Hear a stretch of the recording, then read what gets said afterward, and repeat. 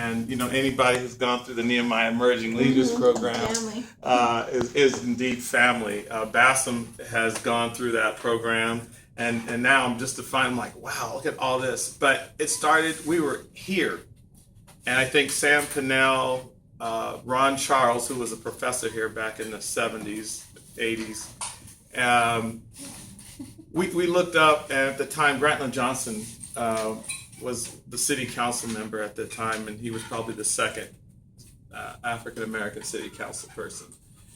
And we thought to ourselves, we said, these guys are going to come and they're going to go.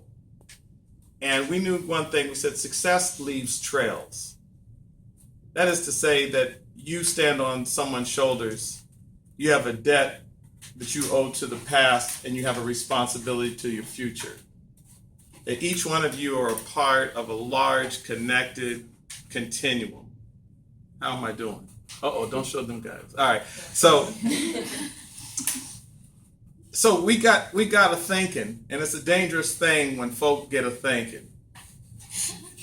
We got a thinking, we said, well, and at the time, Scott Syfax was the newly appointed CEO of Nehemiah Corporation. And at that time, it was a down payment assistance program. You're talking about systems, and I don't know if you got into this notion of systems. And back in 1990 to about 2000, once a month, we did forums, once a month. And we knew one thing. We said America is an institution-based society from as far back as it was founded and even before. Institutions. In fact, the 13 colonies that came here were corporations, were a part of institutional corporations. And they came here with down payments from England and other wealthy financiers. Are y'all hip with that? So they came with an agenda, and it was all about the Benjamins, okay?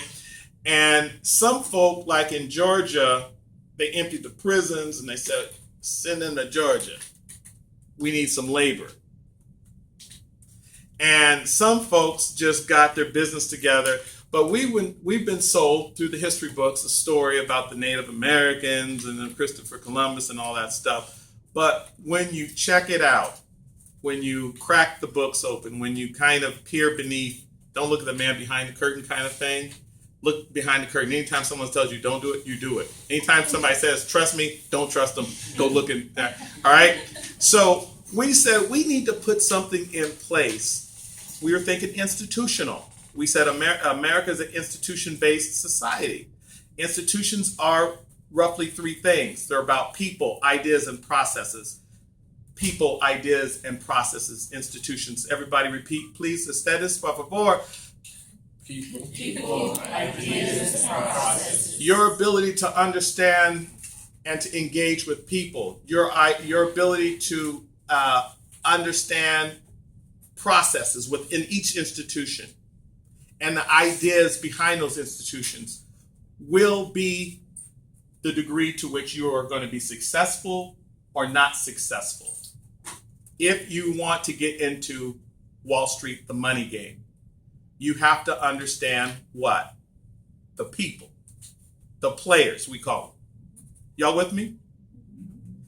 You're going to have to understand, okay, I'm thinking of Eddie Murphy and what's that movie, Trading Places or something, where he bumps in with Dan Aykroyd. And do you guys remember the movie, or am I just talking crazy? Okay, so do you guys remember where he starts breaking down, how the Wall Street works? And we're going to do these folk a job. And this is how it's done. And so he was talking processes. And then there are ideas, the things, the basic core beliefs. Now, for folk that look like me, when most of the American institutions came into being, it was during a time of slavery and most of the institutions, and a time of Jim Crow. Y'all know what Jim Crow is? Okay. So don't hate the player, hate the game. Don't get mad. Don't hate the folk, right? Because remember, we're all a part. America is an institution-based society. When you think it's about individuals, it's really roughly about the institutions. It's about the things you put in place. And in order to really in order to make a big difference in America, to make an impact in America, your ability to work within institutions, something that outlives you. When you're dead, it works by itself. The real money makers, that 1 or 2%, they're at home sleeping when what? They're making money. Their institution is working, they're at home sleeping. They never trade their hour for money. We trade our hour for money, crazy. They don't trade their hour for money. Their investments make money. And what do? They say, well, we're going to tax less in the money you make from investments. That's how deep it is. But if you work for an hour, we're going to tax you this much. But if you don't work and you put all your money in investments and say your mom and your grandfather and everybody else behind your line has a lot of money, you don't have to work. You just take your investments and make money on your investments, and we won't tax you as much. So when you look at Trump and all these rich folk, right, they're not paying, the taxes that they're paying on their investments is less than the hourly wage that you and I are working for. You with me? People's idea and processes. So we created this thing called the Nehemiah Emerging Leaders Program. We said we have to institutionalize, we have to give folks the breadcrumbs, the success, and we have to make it so that when we're gone, it works by itself. Processes, institutions. You have to be an institutional thinker. You guys are learning in sociology. As I was here one day, I was here back in the 70s taking sociology, and my counselor, Juan Lechita, was the guy who kept me in school. He was the guy who was Latino who would jog. We'd jog together, and I would try to keep up with him, but I couldn't. But he's now retired, and but every time I see him, he's the guy. He's my man. You have to understand. He said the same thing to me back then. People, ideas, and processes. Sam, you have to understand that. You have to understand how to get grades. My brother went to Davis the same time I went to Sac State. My brother got A's. And I was under the impression, well, I just want to learn I want to actually learn something. I don't want to, they were on a quarter system, 10 weeks. We were on a 16-week. Richard understood the process. He would drop out of a class if that teacher was stupid or acting crazy, or he knew he lined the class up and said, okay, here's the time I can get out of this class without getting a bad grade. He did it, and I learned it later. So he went up to the time of which you could drop without being penalized, and other folks had this game down. And if he connected with the teacher, he stayed in. Usually he had one test, he had a sense of what he was going to do. I said, this guy has mastered the art of this institutional process, going to school. He has mastered it. And he had all kinds of other little tricks. Don't be afraid as you look around, people around you. Pass them, ladies and gentlemen. Pass them. Now, he is an elected official. Has he wrote that down? Has he told you? This is the man right here. Twin Rivers School Board, so if you guys need any help with anything, if you have family members in Twin Rivers that need help, reach out to me. And also, we get internships. We get college students internships at the Capitol. And also, put in a plug for CYLP, the Chicano Youth Leadership Project, and the Black Youth Leadership Project. If you have siblings, younger siblings, make sure they connect to those programs. Actually, yesterday, I was at Youth at City Hall and talking about those programs. And so there's a lot of amazing opportunities out there. You just have to seize them. There's a lot of programs out there. There's a lot of people that want to help. Just have to seize those opportunities. And these are amazing networks right here. So connect with us. We're on social media. Reach out to us if you ever need anything. And we'll be there to help. That's amazing. I think of my Muslim brothers and sisters, and I remember my grandfather who said to me, this guy called me a nigger, and I was like 13, and I was in Illinois. And I was like huffing and puffing and mad, and just my lips were, what's wrong, Sam? He's gone now. I said, this guy called me a nigger. He said, oh yeah? He said, what did your mom and dad name you? I said, Sam. He said, it's not what they call you, it's what you answer to. And I said, really? I was 13, and it took me about a year to understand it's not what they call you, but it's what you answer to. He said, you can never move forward looking back. I said, wow. So I thought to myself, put in that context, that guy took me off my game. People are going to call you all kinds of names, but it's what you answer to. And your mom and daddy called you a certain name. They gave you a certain designation in this life, right? Am I right? Okay. So you understand how we're thinking institution. These three ladies approached me about 12 years ago. And they always I was probably around, maybe a little older than you. And they said, we need some new young legs and new young people with the march. And I was kind of like with Bassam, I was a little older. I'm in my mid-50s, right? And I was kind of like on the tail end of the civil rights movement. I was in school when the Panthers came to Sacramento. They let school out. Remember, fear is some people live by fear, some people live by hope. Some people want peace, some people want justice. I'll let you play with that one. No matter where you go, you ask yourself, who wants peace? Who wants unity? Who wants justice? And when you figure that one out, you'll say, oh, okay. And somewhere in the middle of that is the truth. Between any fraction, who wants peace and who wants justice. Okay, I'll stop. All right, so coming into this notion of institutional transformation, being a kid of the 60s, understanding that my folk weren't masters of institutions, economic institutions, understanding that most of those institutions were formed at a time when my folks weren't valued. They were persona non grata. Understanding that many of the ideas, many of those institutions were saying, okay, slavery is over legally, and everybody is cool, everything is everything, keep going. Understanding that no one dissected those institutions, unpacked those institutions for inherent biases that continue to this day to exist in those institutions. If you lived in a nation, if you came into a city or state, a system where everyone was 9 feet tall like Avatar, right? That movie? And you happened to be your size 5'10". And everything in that system was set for those 9 feet tall folks. That's what I'm talking about. So you're 5'10", and all of a sudden you're not being able to do good in school because you can't see over a certain height. Structurally, things are set for the 9 feet tall people. Are you tracking me? They're set structurally for the 9, but the 9 feet tall people says, well, I wasn't slave master. I didn't do that. Those people are dead and gone. You heard that, right? It wasn't me, right? So, and in fact, it wasn't them, but you have to understand the institutions that we're now living are set and structured in such a way that if you're 5 feet, you're not going to do well. If you're 9 feet, you're going to do well. That's when you think institutional.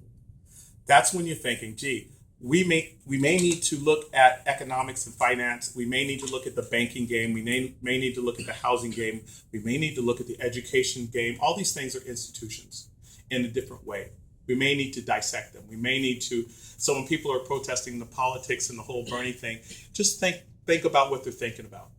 When you're thinking about police misconduct, right? And you can track that police thing. Well, there was overseers, and the overseers weren't the rich folks. They just happened to live on the plantation, and they needed a job. And the majority of folks during slavery time didn't have slaves. The majority of white folks didn't have slaves, so don't beat them up. The majority of white folks, all they have in that context, in that historical context, was the whiteness of the skin that gave them a pass above the black folk. You with me? Many of them said, I'm not a black folks, but I feel like a black person inside because I'm not being treated fair. I don't have the same opportunities. Dr. King was in prison.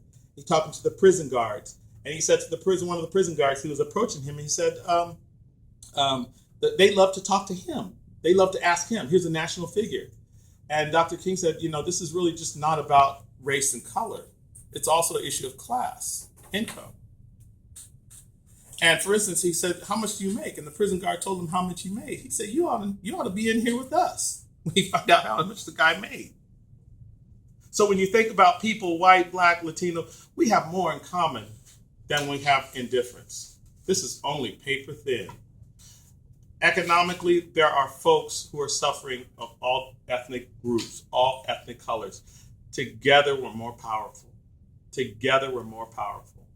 And when we understand those processes, when we understand the things that have certain folks, the man behind the curtain has used to divide us, then we understand that it's not the whiteness of that man behind the curtain. It's the idea, the mentality. It's all about the money from the man behind the curtain. That man behind the curtain would do the same thing to his white brothers and sisters that he would do to you and I. Are you feeling me? Okay. So we did this thing called MLK365. They got me in, and I said, I will accept leadership under 3 conditions, or under a couple of conditions. I said, Dr. King was alive, and I started everything. If he was alive, what would he want to do? He would not want a single birthday party. So I said, I don't want to do a birthday party deal. I won't participate if it's just a one-day deal. And they said, fine. My dad told me anything with more than one head is an abomination. Oftentimes when you have committees, you have like 1,000 people. The 80-20 rule is in total effect. Everybody wants to throw in an idea, but no one wants to actually do that work. So I said, no, we need a different structure. So I said, I'll be the executive director. We'll create a board for oversight against me because they need to fire me if I'm, that kind of thing. And they agreed to that. And so with that, and then I said I want to extend the mission, not one day, but 365 days. And thus the notion of MLK 365. Does that make sense to everybody? Okay, so it was a one-day event, and we're in the process of expanding that mission. People still think about King on every 3rd January. We're going to take advantage of that. And this is where Angelo, my partner in crime, and other folks, and some of y'all are going to get involved, hopefully. If you want to make change, I've discovered that what you have to do is you have to give people the tools and you have to create the conditions so that they can get an experience. People only change with experiences. Don't think that if you can, the Chinese adage, tell me I'll forget, show me I'll remember, but what? Involve me and I'll understand. It's that idea of understanding that you really want to come about. And usually the understanding comes with experience, whether it's a negative thing or a good thing. If you run out of gas and you're somewhere up the highway and you run out of gas and you have your best girl or your best boy with you and you want to impress, but you ran out of gas because, I thought I could get from here to that and I didn't. And now your butt is walking on the highway, I'll bet you dollars to donuts you're going to learn from that. And it just so happens it might be raining. You are going to be cursing the sky, but you're going to learn from that. You're going to see that half a tank and you go, let me pull in, get my gas. So too with experience. So we set out to give some folks some experiences. We want to give people the tools, and come this season, we're going to do a couple of things. We're going to create a journey for Sacramento, and we're going to try to we're going to create a model so that other cities could replicate institution stuff, right? Okay, I'm going as fast as I can. Okay, so let's see. So what we said, we want people to ask someone. So we created this thing. We want to create, and let me back up. So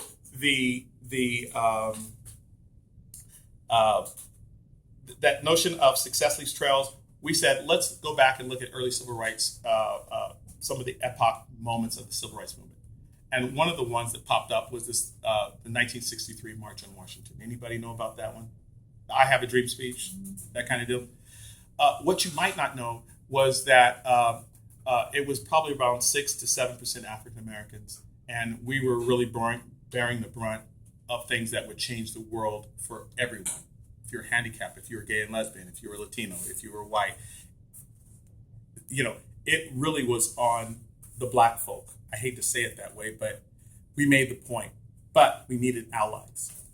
They sent out an invitation call on that day, prior to that march, and they asked the world to walk with me. You guys are feeling me now. They said, walk with me. We need you to walk with us. We thought we were going to have 100,000 people. We had 250,000 people show up on that day. And you have to understand that prior to that, people didn't see those kinds of numbers of folk of color coming together black, white, whatever, LGBT, they were all there. In the 1960s, 63 as a matter of fact, it changed the world, but it started with a simple invitation: walk with me. So what we're going to do, the first part of the march, preceding the march is still there. And what we've done is create a larger context around that experience. Remember, we want to give people an experience, something that they can hold on to, something that they could tweet after. Remember, the digital is supposed to happen before and after the experience. We need to never forget that we need analog experiences in our digitalized world. You can't live on the digital thing. You have to live in the real world, but use the digital before and after, maybe to tell the story. Does that make sense? So we're going to say, walk with me. We created this campaign called Walk With Me. The Walk With Me is asking people to reach out to people who don't look like you, who don't come from your background, your experiences, and ask them on January 16th of 2017, I'm going to do the MLK walk. Would you walk with me? In that space, we're going to use the digital. So you can send an email to someone in your network from a different culture and say, walk with me. Why? Because we know that when people walk together, they do what? They talk together. Ask someone who plays golf, what do? They consummate the deals, don't they? Right? So we said that same theory was a part of the 1963 walk. We're going to do it here. So Walk With Me campaign will happen October, leading into the march. And what we hope to see is people from different backgrounds, cultures, and communities walking together and talking, understanding, creating an opportunity for people to understand one another. This notion of Black Lives Matter, it's just an issue of what we have here is a failure to communicate. What we have here is a failure to, why? Because folks are not talking. They're not moving out of their comfort zone. It's easy for me to talk and hang out with all black folks. Easy. Easy. It's easy if you're hanging out with folk that look like you or have the money, but it's not easy. And sometimes it takes that agitation. You talk to Frederick Douglass. You know, if you want the apples, what do you got to do? Sometimes you have to shake the tree. Am I right? So we need that little agitation. So we're asking people to move out and send the invitation. Step one. Step two, take the people who are part of your invitation tree. Walk with them. Don't just walk, talk. The idea here is to understand, to build understanding. St. Francis said, not so much to be understood, but to understand, right? Sometimes you get in a room and ever get in a room and people just blah, and they're just waiting to talk. And he's like, I hate that kind of conversation. But how different is it when you get into a room where someone says, I'm really interested in what you have to say. I really want to learn what you have to say. That's a different dynamic. That's what we're asking for. That's what this world needs. That's what America needs. Not so much to be understood, but to understand. Does that make sense? Okay. Part three, we want to create an opportunity for people to work together. So now we had an opportunity for people to walk together. We have this invitation that goes out, starts with Walk With Me. And then one positive project. Anybody know about this woman named Rosa Parks, a little woman who decided one day, it wasn't a big project she did. She probably didn't even wake up that morning and say, I got to do a great one-day project. She didn't say that, did she? She just said, damn it, I'm not getting in the back of the bus today. And that was her project. That little project sparked the fuel that was already there. Poof, and everything changed. The one little spark. I think about that guy in Tenement Square. Do you guys remember that tank that was coming and he was going, no. Right? You guys remember that? And I could just see the power of the Spirit, right? Nope, you're not going past me. Nope. In all of our communities, even the founders of this great nation, we all did that. Someone did that. Someone stood and said, no way, no how, not now. And so one positive project, that one action, that one spark, we think that people walking together, articulating through a period of time on this journey, they can ask, they can walk together, build understanding, they can do one project together, one project in 365 days, one, not two, doesn't have to be something small, just one project. And then lastly, there's a conference at the end because it's all about best practices, about sharing, it's about kind of showcasing what you're doing. And then lastly, we will recognize folks kind of at the Impact Awards. So that's kind of taking this one event, and I would really put that to you guys that whatever you're doing, wherever your passions are, think institutional. And don't think just for the moment, in the moment, but think institution. How do I institutionalize this? If I was to go, if I was to die, God forbid, if something were to happen to me, what I put in place will outlive me. Institution. America is what? An institution-based society. Institutions are made up of what? Okay. Your ability to master those three things within each institution is going to mean your success or your failure.